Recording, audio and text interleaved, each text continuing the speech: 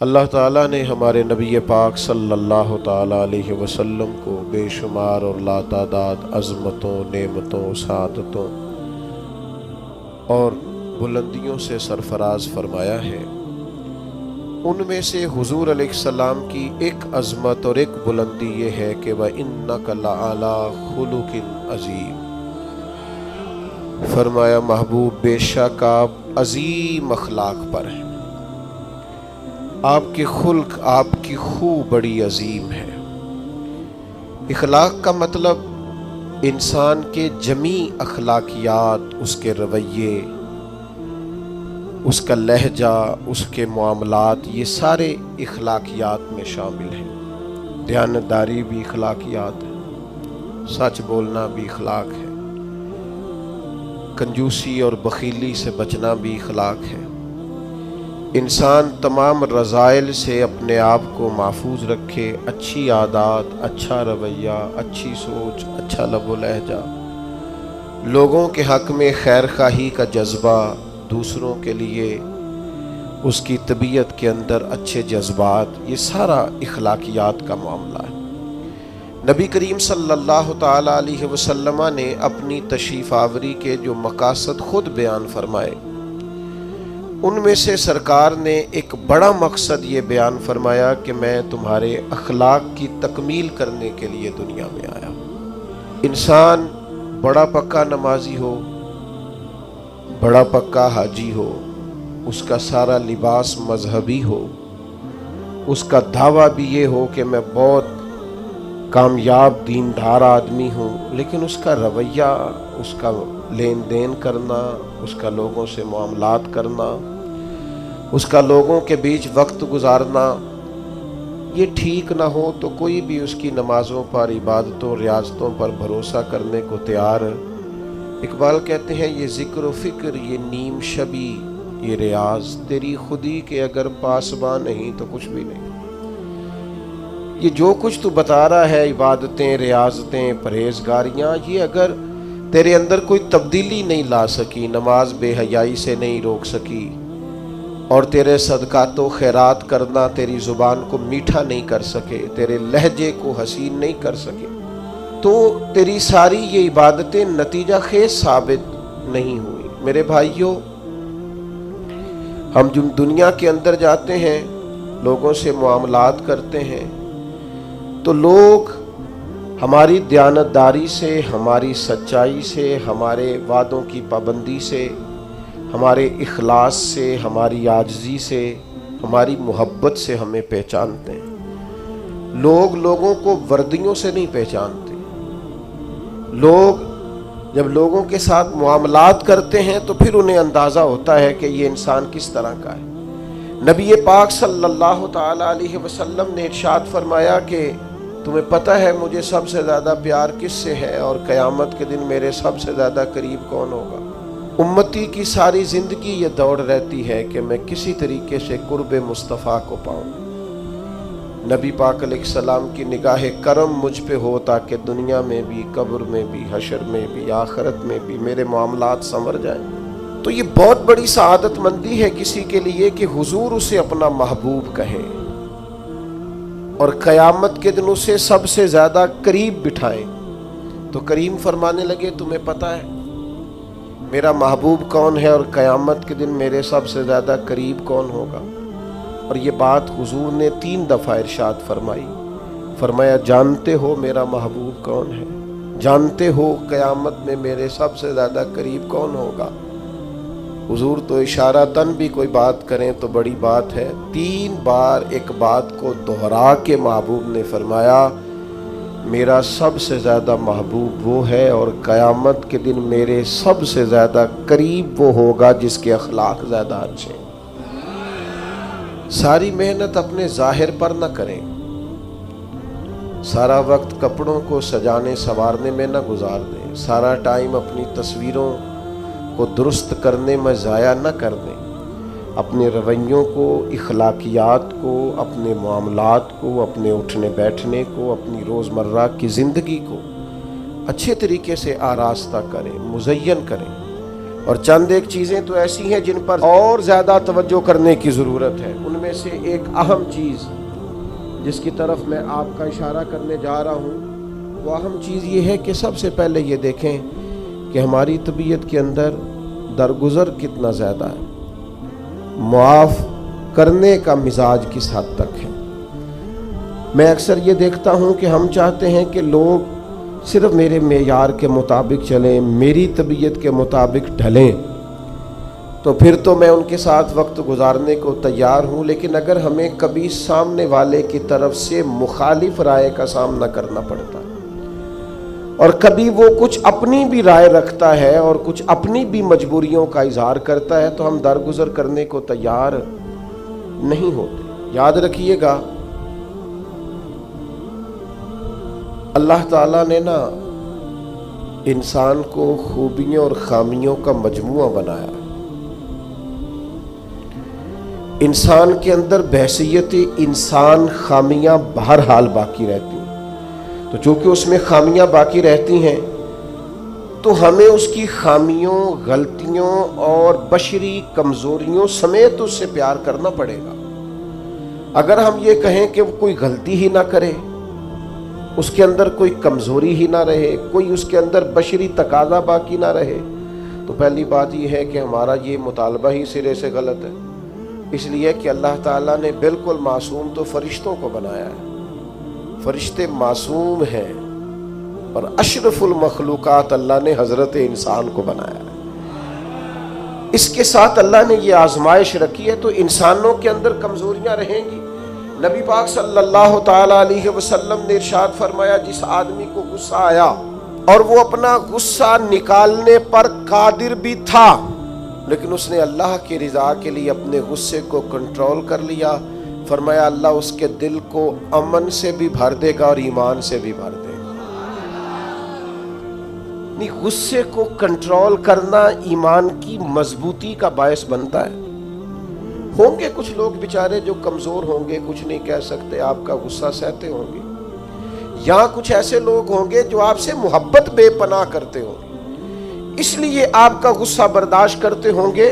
لیکن حضور نے جو ہمیں اخلاقی رویے سکھائے ہیں، ان میں تو محبوب نے فرمایا وہ پہلوان ہے جو اپنے آپ پر کنٹرول کرے، اپنے آپ کو قابو میں رکھے، اپنے غصے کو، غیظ و غضب کو وہ ذرا سنبھال کر رکھے۔ ہم اپنے آپ پر کنٹرول نہیں رکھتے، بہت ساری باتیں ہیں جو ہم کر لیتے ہیں، لیکن چونکہ مومن ہیں، حضور علیہ السلام کے غلام ہیں، مجھے اچھی طرح پتہ ہے کہ سینکڑوں ہزاروں لوگ ایسے ہیں جن کو بعد میں پچھتاوا ہوتا ہے کہ مجھے یہ بات نہیں کرنی چاہیے تھی، مجھے اس طرح کا رویہ نہیں رکھنا چاہیے۔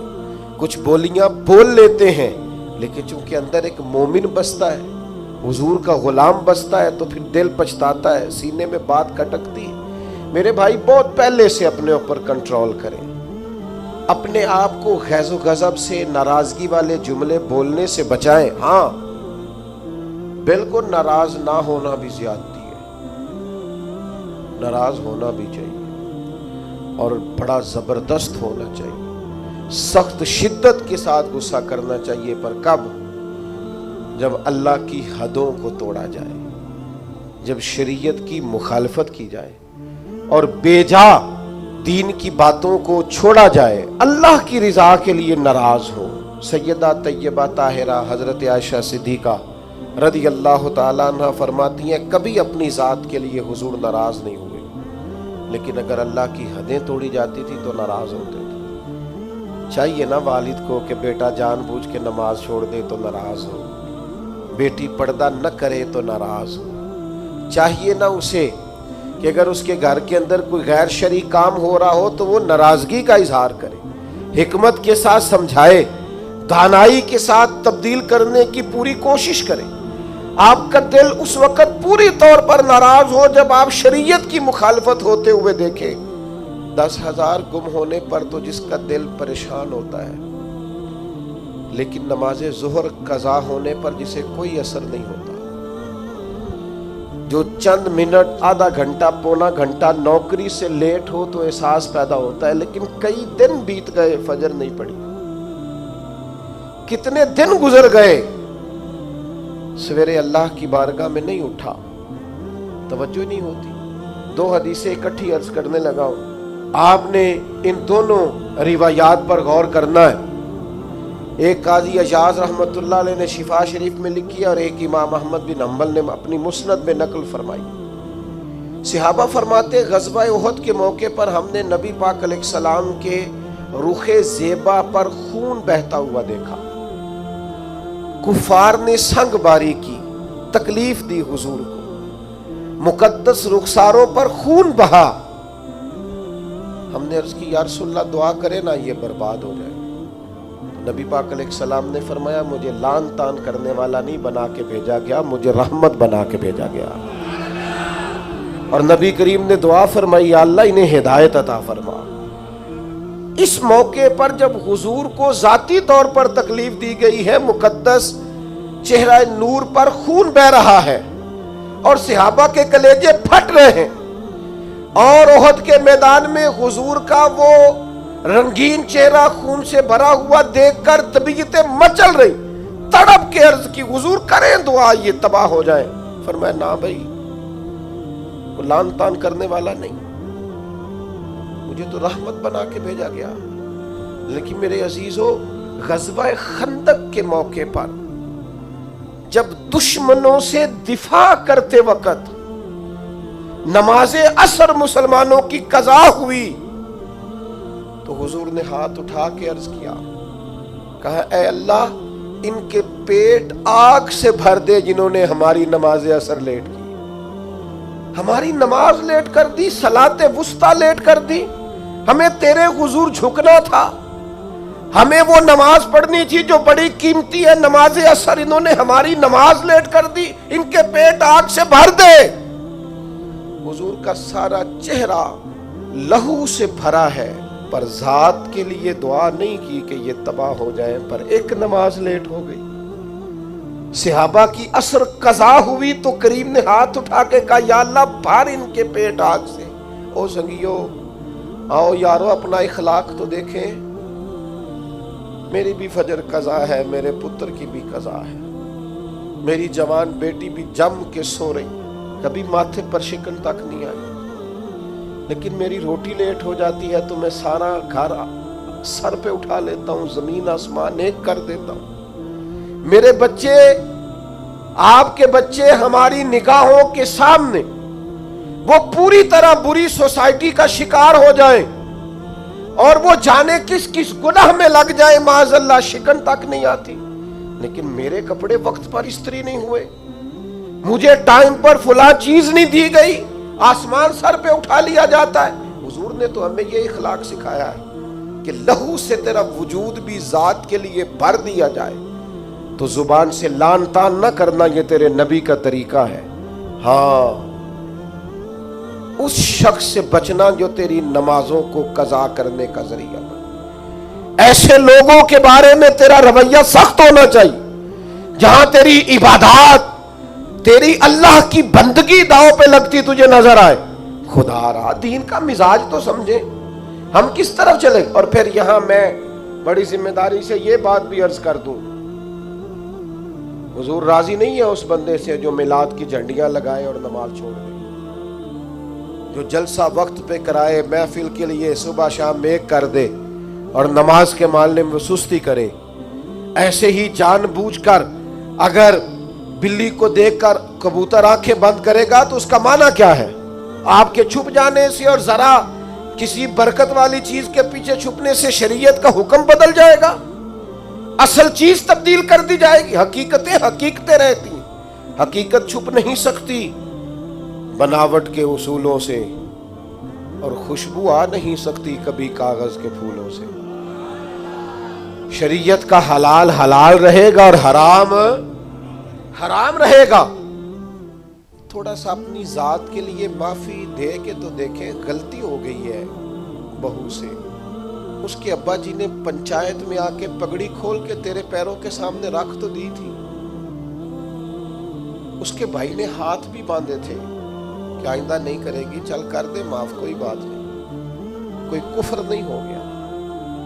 हो गई है ना गलती तेरे मुलाजम से, बेचारा गरीब है, وہ کہیں اور جا کے اس عمر میں بڑھاپے میں کہاں نوکریاں ڈھونڈتا پھرے. چل ہو گئی ہے غلطی, معاف کر دے, درگزر کر دے. چل تیرا پڑوسی غریب آدمی بھول گیا تھا, تھوڑا سا کر دے درگزر.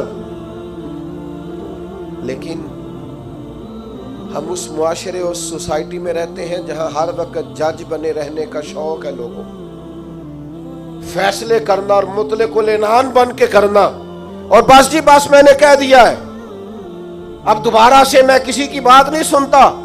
آپ مجھ سے ناراض نہ ہو جائیں تو یہاں تو مسجد کی کمیٹی کا صدر کسی سے کنٹرول نہیں ہوتا, سارا کچھ بگڑتا ہے تو بگڑ جائے الا ماشاءاللہ. لیکن ہمارا مزاج ہے, ماں بدولت نے جو کہہ دیا وہ ہو کے رہے گا. پتھر برسانے والے, تکلیفیں دینے والے, اذیتیں دینے والے حضور کے سامنے گردنیں جھکائے کھڑے تھے. بتاؤ بھائی تمہارے ساتھ کیا سلوک کروں, فتح مکہ کے دن اعلان ہو رہا ہے. انہوں نے پتہ کیا کہا, انہوں نے میرے محبوب کے عظمتوں والے باب کا ذکر چھیڑ دیا. کہنے لگے آپ بھی بڑے ہی کریم ہیں, اور آپ کے والد عبداللہ بھی بڑے ہی کریم تھے, بڑے کریم باپ کے بیٹے ہیں آپ, وہ بڑے کریم تھے. نبی پاک علیہ السلام نے فرمایا اگر تم نے یہ کہا ہے تو جاؤ, پھر تم پر کوئی بدلہ نہیں, تمہارے ساتھ وہی سلوک کرنا ہے جو جناب یوسف نے مصر آئے ہوئے بھائیوں کے ساتھ کیا. انہوں نے کنویں میں پھینکا تھا اور جناب یوسف نے سینے سے لگا لیا تھا. لہذا تمہارے ساتھ وہی کچھ کرنا ہے. وہ لوگ حضور نے انہیں معاف کر دیا. میں اگر ایک جملہ کہوں تو شاید آپ کو اچھا لگے اور آپ کہیں کہ یہ جملہ کوئی کسی اچھے ادیب نے اور کسی اچھے دانشور نے بڑی اچھائی سے کہا ہے. حضور نے انہیں معاف کر کے رہا کر دیا, پر وہ قیامت تک کے لیے میرے نبی کی زلف کے قیدی بن گئے. فرمایا جاؤ نا جاؤ, میں نے تمہیں رہا کیا. نبی پاک علیہ السلام نے انہیں رہائی دی اور انہوں نے بلند آواز سے کلمے پڑھنے شروع کر دیے. وہ سارے حضور کی زلف نازنی کے غلام ہو گئے. معاف کر کے کسی کو غلام بنایا جا سکتا ہے, بدلہ لے کر غلامیاں نہیں ہوتی, محبتیں پروان نہیں چڑھا کرتی. لیکن وہ ہماری طبیعت ہے نا, مزاج ہے. ایک تو معاف کریں. دوسری بات, ہمارے جو ماتحت لوگ ہیں نا, ماتحت, ان کے بارے میں اپنا رویہ ٹھیک کریں. جن لوگوں کو اللہ تعالیٰ نے پیسے دیے ہیں نا, یا مالک نے انہیں کوئی عہدہ دے دیا ہے, یا ان کے پاس کوئی 10 20 50 200 لوگ کام کرتے ہیں,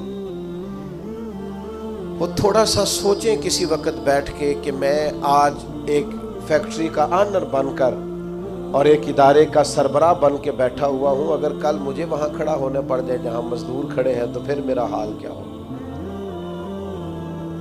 وہ جو اپنے ماتحت کے ساتھ ہمارا رویہ ہے نا, یعنی حکم چلانے کا ایک مزاج ہے.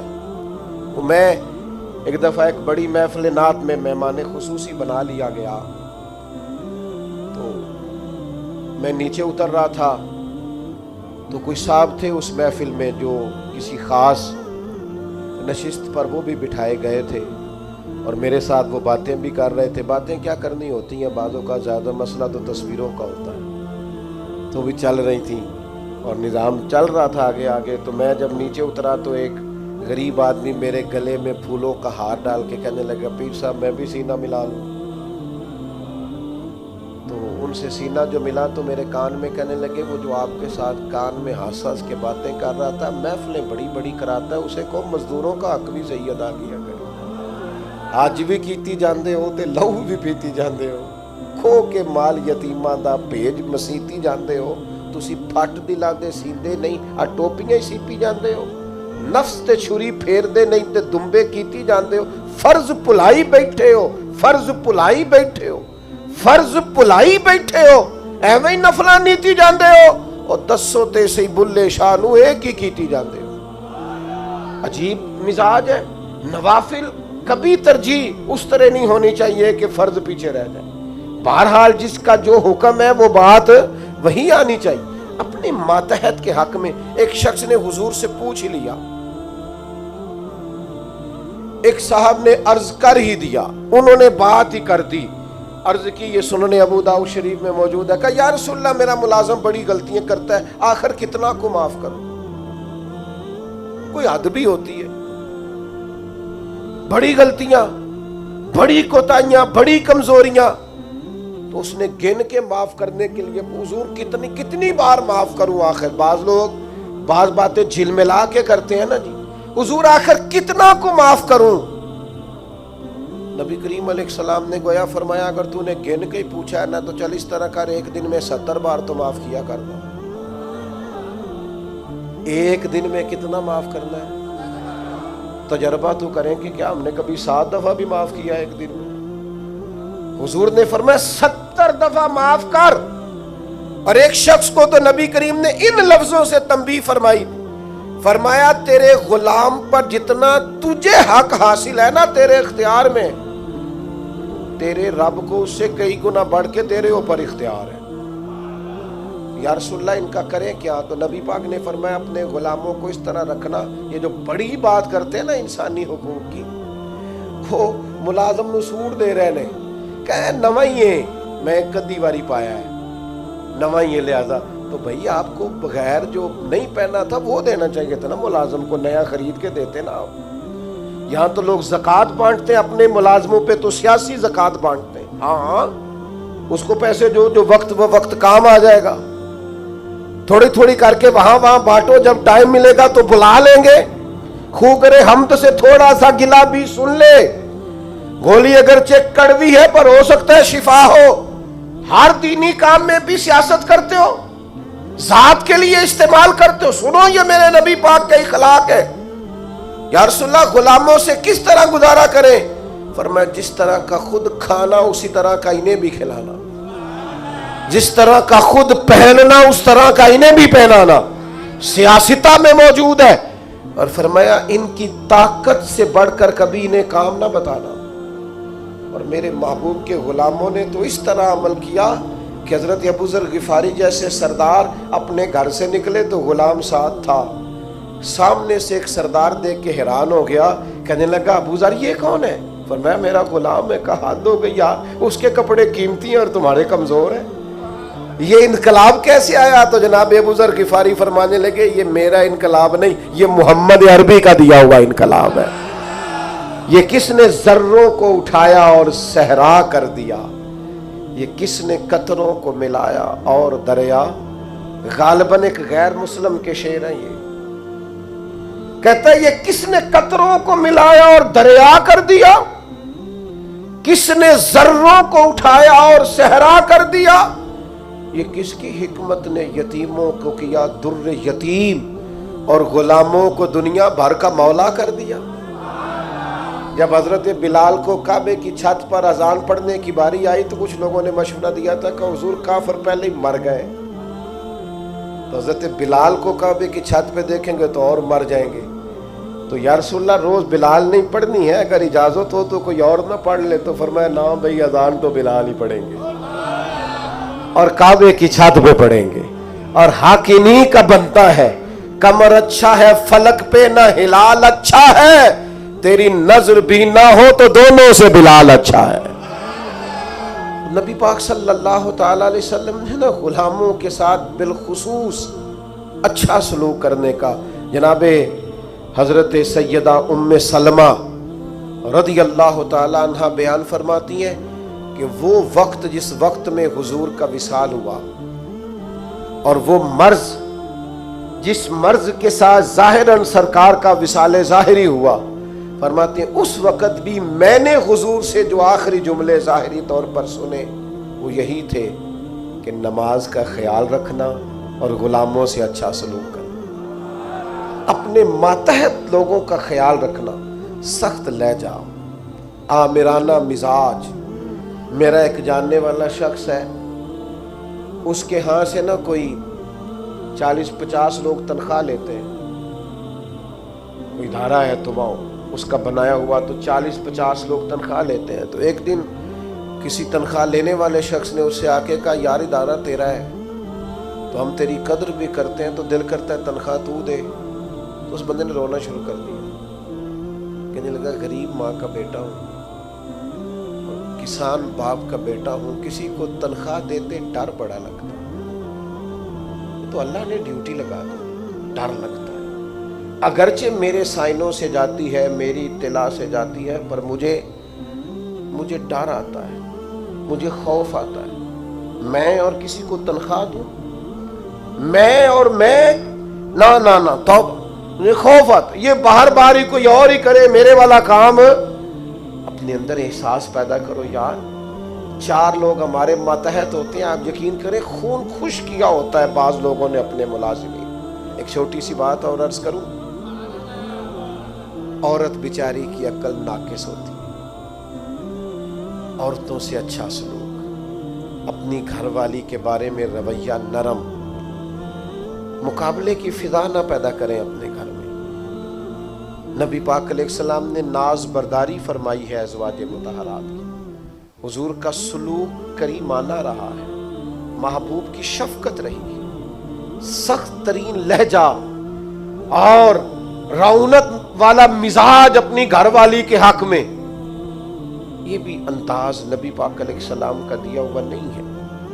हुजूर ने फरमाया तुम में से सबसे बेहतर वो है जो अपने घर वालों के लिए बेहतर है, और फरमाया मैं तुम सबसे बढ़कर अपने घर वालों के लिए बेहतर। दोस्तों के साथ खुश गपियां और देर देर तक खुशगवार मूड, और घर जाते ही लहजा तुर्श, और जनाब आप बाबा मैं थका हुआ आया हूं, मेरे पास टाइम नहीं है ज्यादा बातें सुनने का। ये हुजूर का दिया हुआ इखलाक नहीं है। वो तो लिबास है मर्द औरत का और औरत मर्द का। एक तीसरी बात अपने जहन में और ज़रूर आज हमने बिठा के जानी है, वो ये है कि नबी पाक सल्लल्लाहु ताला अलैहि वसल्लम का ना मिजाज मुरव्वत वाला, मदारात वाला। आज कुछ लोगों को शौक हो गया है, वो कहते हैं जी मैं जी बात सच्ची करता हूँ जी, मैं बंदा ज़रा खरा हूँ जी, लिहाजा लोगों को पसंद नहीं।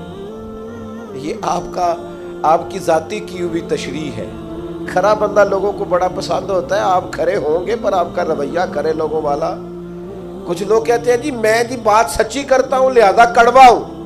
ओ भाई, कायनात में सबसे ज्यादा सच्चे मदीने वाले महबूब हैं, लेकिन हुजूर का लहजा तो शहर से भी ज्यादा मीठा है। ये क्या बात हुई? ये आप झूठ बोल रहे हैं कि मैं सच्चा हूं तो कड़वा हूं। सच्चाई तो मीठी होती है, सच्चाई तो हसीन होती। आपका अंदाज कड़वा कुशल है। वो मैं जी सच आप असल में सच बोलते हैं दूसरों के बारे में, 2-4 सच अपने बारे में भी बोले और बोलकर कहें कि ये मेरे अंदर कमियां हैं, बोले सच। दूसरों की गलतियों का तो शक होता है ना, अपना तो बंदे को पक होता है ना कि ये मेरे अंदर है। अपनी छुपाए फिरते हो, अपनियों पे पर्दे डाले हुए हो, अपने ऊपर मुलम्मर मेकअप किए हुए। 2-4 सच अपने बारे में बोलो ना, पता चले। तुमने तो जब भी सच बोला है दूसरे के बारे में बोला है। तो ये मुरव्वत मदारात नबी पाक के गुलामे बेदाम थे सहाबा। हुजूर कभी किसी का नाम ले लेते तो वो समझते कि हमारी तो मिराज हो गई है, और हुजूर किसी को नाम लेके भी डांट देते तो वो सादत समझते, कुर्बान होते। लेकिन ये मेरे नबी पाक की मुरव्वत का अंदाज है, ये हुजूर की मदारात। कुछ लोग कहते हैं जनाब वो आपके ढीले ढाले होने से हालात खराब हुए हैं। ओ भाई क्या करें, लहजा मुरव्वत वाला है, क्या करे अंदाज प्यार वाला है, क्या करे कोशिश करते हैं, हिम्मत पकड़ते हैं, करते हैं, दिल करता है कई दफा 4 सख्तियां मैंने भी करनी है, पर वो क्या करें, किसी फकीर के यहाँ बैठने वाले हैं, उन्होंने अंदर से वो सारा अंदाज ही सारा निकाल दिया है। नबी करीम सल्लल्लाहु ताला अलैहि वसल्लम किसी सहाबी का नाम लेकर भी अगर कभी उसको समझा देते तो वो अपनी सादत समझता, लेकिन हुजूर की बारगाह में अगर किसी की शिकायत आती थी ना तो नबी पाक कभी भी उसका नाम लेकर बात नहीं करते थे, मजमूई बात कर देते। फरमाते लोगों को क्या हो गया है। अब उन्होंने इस तरह करना शुरू कर दिया।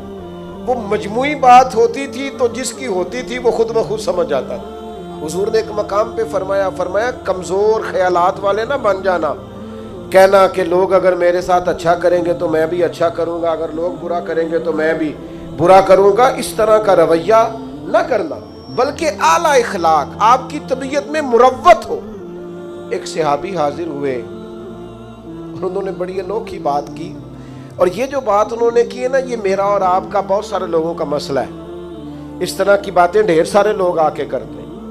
انہوں نے آ کے عرض کی، یا رسول اللہ صلی اللہ تعالیٰ علیہ وسلم، میرے چچا زاد بھائی ہیں، میں ہمیشہ ان کے ساتھ حسن سلوک کرتا ہوں، انہوں نے کبھی بھی میرے ساتھ نہیں کیا۔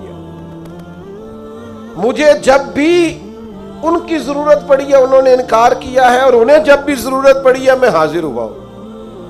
یا رسول اللہ، اب تو میں اتنا پریشان ہوا ہوں کہ میں نے قسم اٹھا لیا کہ اب میں بھی ان کے کسی کام نہیں آؤں، طے کر لیا ہے۔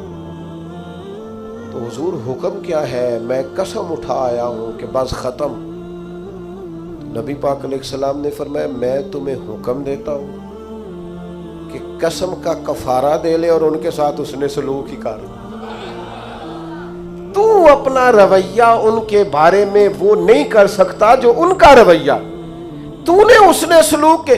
اور یار یہ کوئی کمال ہے کہ اچھے کے ساتھ اچھا ہوں اور برے کے ساتھ برا ہوں؟ اچھا ایک اور بات آج کل نوجوان بڑی وہ جی مجھ سے غلط بات برداشت نہیں ہوتی، صحیح بات کو بھی برداشت کرنا پڑتا ہے۔ برداشت ہی غلط بات کرنی ہوتی ہے، غلط رویہ ہی تو برداشت کرنا ہوتا ہے، صحیح کو تو برداشت کرنا ہی نہیں پڑتا۔ اگر آپ سے غلط لہجے برداشت نہیں ہوتے، بے مروت لوگ برداشت نہیں ہوتے، تو آپ سے برداشت کیا ہوتا ہے؟ نبی کریم علیہ الصلوۃ والسلام کے صحابی نے ہم سب کا اتنا بڑا مسئلہ حل کیا، یا رسول اللہ قسم اٹھا لی ہے اب میں بھی وہی کروں گا جو وہ کرتے ہیں۔ تو حضور نے گویا سبق دیا، میرے غلاموں کی یہ شان نہیں۔ حضور علیہ الصلوۃ والسلام ارشاد فرمانے لگے، سن بھائی، تو قسم کا کفارہ دے لیکن تو نے حسن سلوک ہی کرنا ہے۔ تو نے اپنا رویہ ان کے ساتھ کبھی بھی غلط نہیں کرنا، تو نے اپنا رویہ ہمیشہ ان کے ساتھ۔ ایک اور بندے نے آ کے عرض کی تھی، یا رسول اللہ صلی اللہ علیہ وسلم، میرے رشتہ داروں کا سلوک میرے ساتھ بڑا ہی جاہلانہ ہے، میرا رویہ ان کے ساتھ اچھا ہے۔ ویسے میں اور آپ تھوڑا تجربہ کر لیں، وہ صحابی تو سچ بول رہے تھے بالکل۔ ہمارے ہاں ڈھیر سارے لوگ اس معاملے میں سچے بھی نہیں ہوتے، وہ کہہ رہے ہوتے ہیں میں رشتہ داروں سے بڑا اچھا ہوں، پر یہ تو دوسرے سے پوچھیں گے تو پتہ چلے گا، یہ تو سامنے والا اپنا رویہ بتائے گا تو پھر سمجھ آئے گی، ورنہ تو پنچایت میں ہر بندہ یہی کہہ رہا ہوتا ہے کہ سب سے زیادہ نیک میں ہی ہوں۔ آپ جس کی بات سنیں وہ فل سچا ہوتا ہے، یہ تو دوسرا بھی اپنی بولی بولے گا تو پھر بات سمجھ میں آئے گی۔ لیکن صحابی نے عرض کیا، یا رسول اللہ صلی اللہ تعالی علیہ وسلم، میں نیکی کرتا ہوں، وہ جہالت کرتے ہیں، بدتمیزی کرتے ہیں، زیادتی کرتے ہیں۔ یا رسول اللہ، میں پیار کرتا ہوں، ان کی طرف سے ہمیشہ جفا ہوتی ہے۔ تو یہ مروت سکھائی ہے حضور کے اخلاق نے۔ میرے کریم محبوب فرمانے لگے، اگر واقعہ ہی ایسا ہے جیسا تو کہہ رہا ہے کہ وہ زیادتی کرتے ہیں تو نیکی کرتا ہے، تو کریم فرمانے لگے پھر تو انہیں راکھ چٹا رہا ہے۔ اور حضور فرمانے لگے، جب تک تو ایسا کرتا رہے گا رب تیری مدد فرماتا رہے گا، اللہ تیرے لیے مددگار پیدا کرے گا۔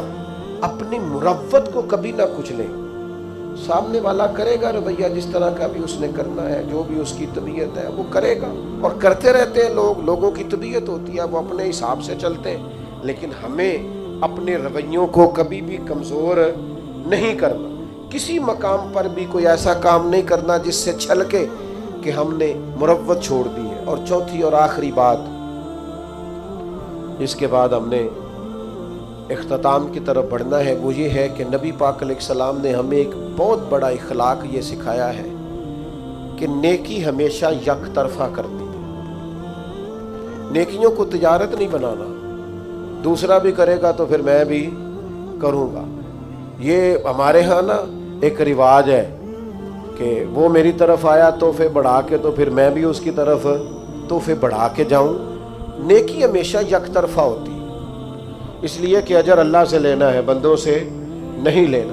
نبی پاک علیہ السلام کا اخلاق یہ ہے کہ محبوب ہمیشہ یک طرفہ خیر خواہی کرتے، کبھی مطالبہ نہیں کرتے تھے سامنے والے سے کہ وہ بھی خیر خواہی ہی کرے۔ آپ دیکھیے طائف والوں نے کیا کیا، مکے والوں نے کیا کیا، دیگر بہت سارے قبائل تھے، ان کا رویہ حضور کے بارے میں کیا تھا، لیکن نبی پاک کا رویہ ان کے بارے میں یہ تھا کہ اگر مکے میں قحط پڑ گیا تو حضور نے غلہ بھجوایا، اگر وہاں حالات خراب ہوئے ہیں تو نبی پاک نے ان کے لیے دعائیں فرمائی کہ یا اللہ باران رحمت فرما۔ وہ لوگ بدر کے اندر تلواریں لے کر لڑنے کے لیے آئے، لیکن حضور کا عالم یہ ہے کہ محبوب فرماتے ہیں ان کی رسیاں ڈھیلی کر دو، اگرچہ یہ لڑنے آئے تھے اور ہمارے قیدی بنے ہیں، اگرچہ ان لوگوں نے بڑا ستایا تھا، پر حضور فرمانے لگے یہ ہائے ہائے کرتے ہیں تو مجھے نیند نہیں آتی۔ نیکی یک طرفہ ہوگی، آپ یہ اس چکر سے اگر تو اخلاق والا بننا ہے تو پھر اس چکر سے نکل آئے کہ میں نیکی کروں گا اور جواب میں دوسرا بھی نیکی۔ سینکڑوں لوگوں سے، اور اگر میں یہ دعویٰ کر دوں تو شاید سچا ہوگا کہ میں نے زندگی میں ہزاروں لوگوں سے بیٹھ کر گفتگو کی، لیکن ہمارا طریقہ کار وہ نہیں جو اعلیٰ اخلاق نبی کریم نے ہمیں سکھائے۔ ہم صرف اپنے دوستوں کی اور اپنے گروپ کی تعریف کرنے کے قائل، حق پرست نہیں رہے، ہم گروہ پرست ہیں۔ ہمیں اپنے گروپ، اپنے گروہ، اپنے لوگوں، اپنے حلقہ احباب مجھے کہہ لینے دو۔ اس صرف ایک ہی آستانے کے مرید اگر سارے ہو جائیں تو پھر ہی وہ ٹھیک ہو سکتے ہیں۔ اہل حق کا صحیح عقیدے کا بھی دوسرا بندہ ہو تو ٹھیک نہیں ہوتا۔ اس قدر زیادہ چھوٹی اور محدود سوچیں اور بس ایک مخصوص سے دائرے میں بند ہو کر زندگی گزارنے والے مسلمان، امت کا تصور کہاں گیا؟ ارسلت الی الخلق کی بات کہاں گئی؟ اس طرح کے کچے اور کمزور نظریات اور اس طرح کی پلپلی باتیں۔ میرے ایک دوست نے مجھے ایک دفعہ کہا، پیر بھائی نے کہنے لگے ہم کسی اور جگہ بھی جا سکتے ہیں۔ میں کہا پتر ایک نہیں تو 100 جگہ پہ جا۔ خیر مومن کی گمشدہ میراث ہے، جہاں سے ملے وہاں سے لے لو۔ ہاں ایک بات ضرور ہے، اس کو ضرور آپ ذہن کے اندر رکھیں کہ کسی مقابلے پہ نہ اتریں، کسی ایسے چکر میں نہ پڑیں۔ وہ کسی بزرگ نے کسی سے کہا تھا پیر 2 بھی ہو سکتے ہیں، اس نے کہا نہیں، اس طرح کار یہ رویہ بنا لے کہ والد 1 ہوتا ہے، چچا 15 بھی ہو سکتے ہیں، 20 بھی ہو سکتے ہیں، چلے اس طرح کا مزاج بنا لے۔ لیکن ہماری طبیعتوں اور مزاجوں کے اندر جو گھٹن آئی ہے وہ خوفناک ہے۔ یک طرفہ نیکی کا مزاج بنائیں۔ تو ایک تو آپ کی خدمت میں آج یہ بات عرض کی ہے کہ کوشش کریں درگزر اور معافی کا مزاج پیدا ہو، اور دوسرا خاص کر اپنے ماتحتوں کے بارے میں اپنا رویہ ٹھیک ہو، اور تیسرا تھوڑا مروت والا مزاج بنائیں۔ ہاں جہاں حق بات کہنی ہو ضرور کہیں، لیکن کچھ مروت ہو۔ ہر وقت ہی تلخ رہنا اور بے باک رہنا اور جو منہ میں آنا کہہ دینا۔ قاتل کو کوئی قتل کے آداب بتائے، دستار کے ہوتے ہوئے سر کاٹ رہا ہے۔ اور کسی نے کہا تھا کہ تعلق توڑ دینے کے بھی کچھ آداب ہوتے ہیں اور کسی کو چھوڑ دینے کے بھی کچھ آداب ہوتے ہیں۔ کوئی تو مروت آپ کے مزاج میں ہو، ہر وقت کی تلخی، ہر وقت کی ناراضگی، کسی کے بارے میں آپ کے یہاں خیر کے جذبات نہیں، یہ کبھی ایسا رویہ نہ اختیار کرے۔ اور چوتھی اور آخری بات یہ، نیکی کو یک طرفہ بنائیں، نیکیوں کو تجارت نہ بنائیں کہ سامنے والا کرے گا تو پھر میں کروں گا۔ اللہ تعالی ہماری حاضری قبول فرمائے۔